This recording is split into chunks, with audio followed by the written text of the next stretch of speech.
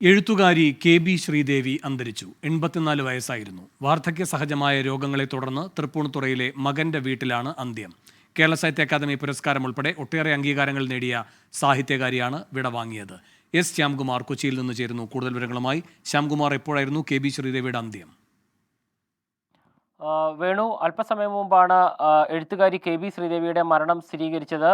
ഇന്ന് വൈകിട്ട് തൃപ്പൂണിത്തുറയിലെ മകന്റെ വീട്ടിൽ വെച്ചാണ് സംസ്കാര ചടങ്ങുകൾ നടക്കുക. മലയാളത്തിൽ വളരെ ശ്രദ്ധേയമായ നോവലുകൾ എഴുതിയ കഥാകാരി കൂടിയാണ് കെ.ബി. ശ്രീദേവി. നമ്പൂതിരി സമുദായത്തിലെ സ്ത്രീകളുമായി ബന്ധപ്പെട്ടുള്ള പ്രശ്നങ്ങൾ അത് കഥകളിലൂടെയും നോവലുകളിലൂടെയും ആസ്വാദകരിലേക്ക് എത്തിച്ച എഴുത്തുകാരി കൂടിയാണ്.